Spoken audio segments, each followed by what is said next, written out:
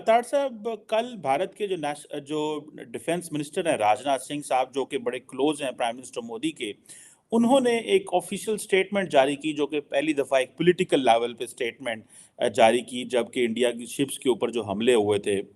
उन्होंने कहा कि हम जिन लोगों ने अटैक किया है उनको सी बेड तक, यानी कि समंदर की तहों तक उनको जाके पकड़ेंगे और ढूंढेंगे।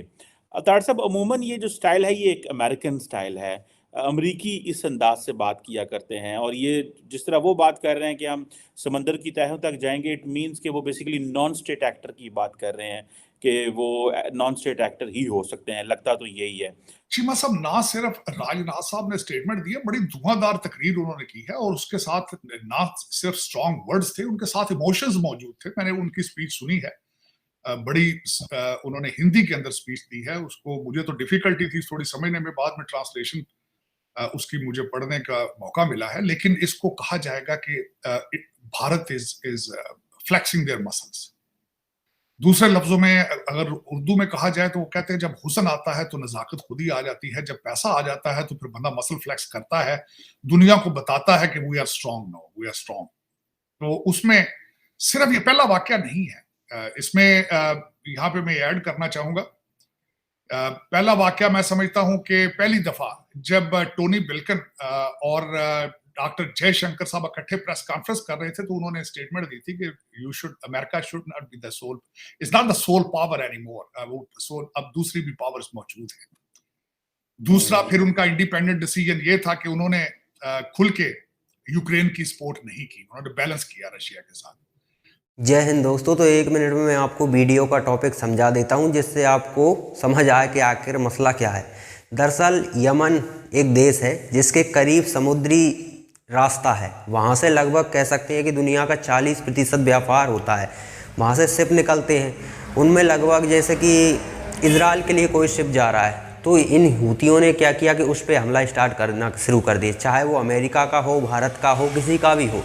तो हमारे लगभग दो जो शायद हमारे नहीं थी या हमसे जुड़े हुए थे, हमारा सामान ले जा रहे थे इजराइल, हमारे जहाज़ नहीं थे, और उनमें हो सकता है कि 25 के आसपास हमारे भारतीय भी थी। तो उन पर दो पर हमला हुआ, दो जहाज़ों पर। तो उसके बाद राजनाथ सिंह का बयान आया है कि जिसने भी हमला किया है उसे पाताल लोक से भी ढूंढ निकालेंगे और उसे उसकी सज़ा देंगे। तो इस पर पाकिस्तानी मीडिया चर्चा कर रहा है कि भारत का भी अग्रेसन अब लगभग कह सकते हैं कि अमेरिका की तरह हो है। एक समय था कि जब अमेरिका इस तरह के बयान दिया करता था, और स्वाभाविक है जो पावरफुल कंट्री होते हैं वो चेतावनी देते हैं, और राजनाथ सिंह ने एक तरफ आप कह सकते हैं कि चेतावनी ही दी है, क्योंकि ड्रोन यूज़ हुआ है ईरान का, और कह सकते हैं कि इसके पीछे खोपड़ी ईरान की ही है। ईरान ही चाहता है कि क्योंकि अब गाजा पट्टी में वो हमास को बचाने में नाकाम है, तो वहाँ तो उनका सुपड़ा साफ होना है, तो वो सोच रहे हैं कि किसी तरह से इजराइल पर दबाव डालने के लिए व्यापार दुनिया से बंद किया जाए। और उनके पास एक ही तरीका है, ये दुनिया भर के जो टेररिस्ट होते हैं उन्हें फंडिंग करते हैं, तो उनके ज़रिए करवाते हैं। खुद ईरान करेगा तो खुद समस्या में आ जाएगा। हालांकि इन पर हूतियों पर हमला करने के लिए अमेरिका 10-12 देशों की सेनाएं लेकर गया था, और वो बेचैन मतलब बाचौन भेंट की स्थिति में है, वो देख रहा है क्योंकि ऑस्ट्रेलिया हो गया, ये इस तरह के कई देशों ने कह दिया कि हम हूतियों पर हमला नहीं करेंगे, अगर हमने हमला किया तो फंसने के चांसेस हैं, जैसे कि रसिया फंसा हुआ है यूक्रेन में।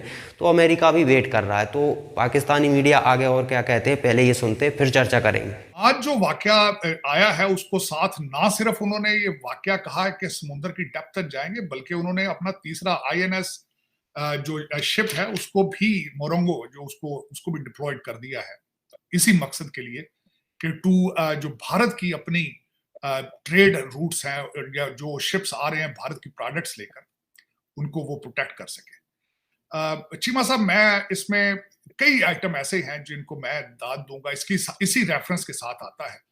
देखें, कौमों की इकानमियां की आजकल खास कर अगर देखा जाए तो गाजा जंग का और यूक्रेन जंग का सबसे ज्यादा दुनिया को थ्रेट क्या थी? फ्यूल और फूड।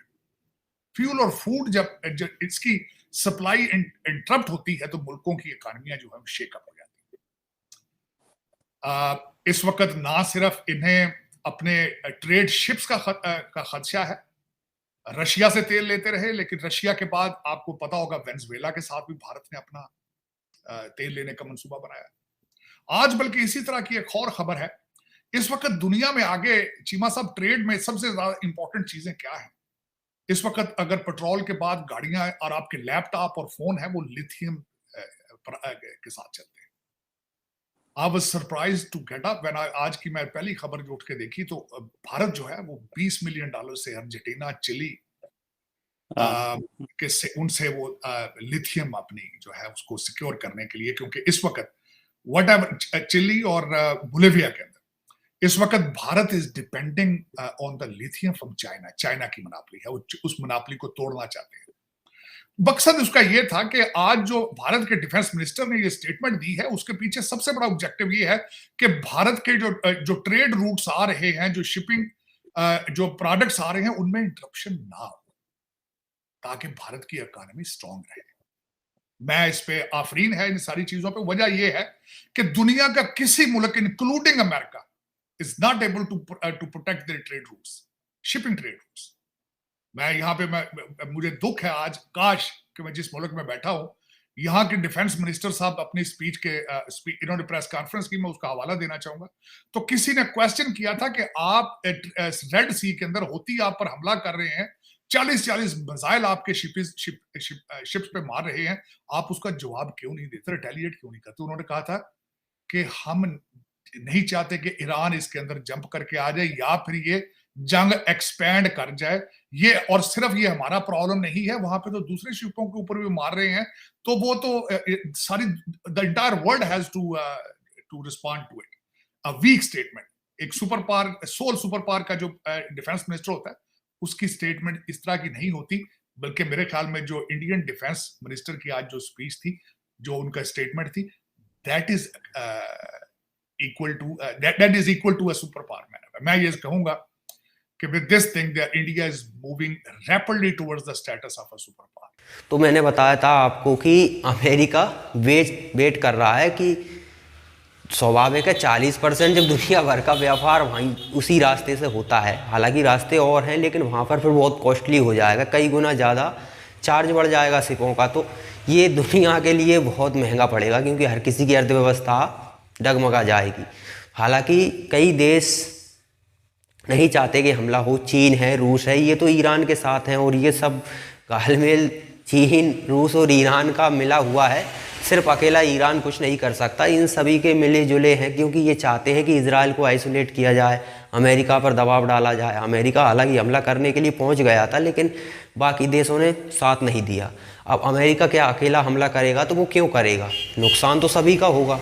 40% व्यापार जिस रास्ते से होता है उस रास्ते में कोई अड़ंगा डाल रहा है तो स्वाभाविक है सभी की जिम्मेदारी बनती है, सभी को साथ मिलकर, अमेरिका के साथ मिलकर हमला करना चाहिए।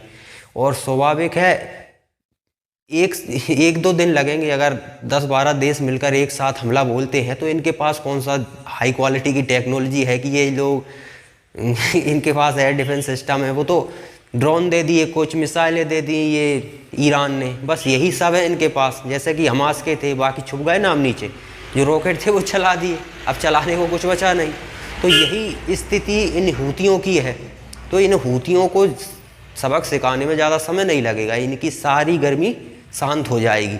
लेकिन अमेरिका अकेला क्यों जाए? और स्वाभाविक सी बात है, जब दुनिया की 40% व्यापार यहीं से होता है तो जिन देशों को नुकसान हो रहा है वो सब वहाँ है ना, सभी को मदद करनी चाहिए। अमेरिका तो 2 जगह उलझा हुआ है, उसे इजराइल को भी संभालना है, इधर उसे भी फंडिंग करने रहना है यूक्रेन को, तो तीसरा फ्रंट क्यों खोलना चाहेगा अमेरिका?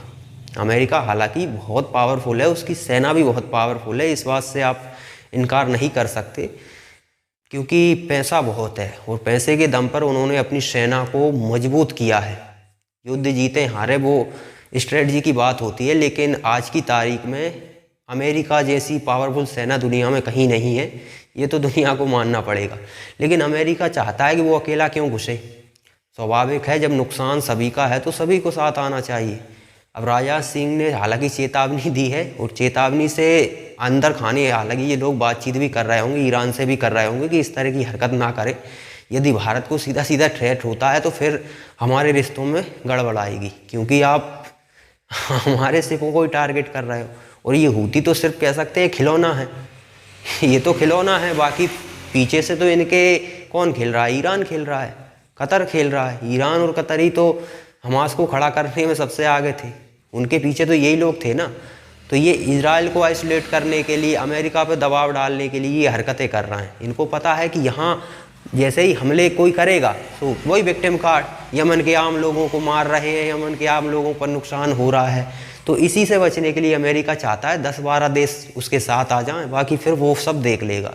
10-12 देश साथ होंगे तो फिर ये विक्टिम कार्ड नहीं खेल पाएंगे कि यमन के आम लोगों को निशाना बनाया जा रहा है।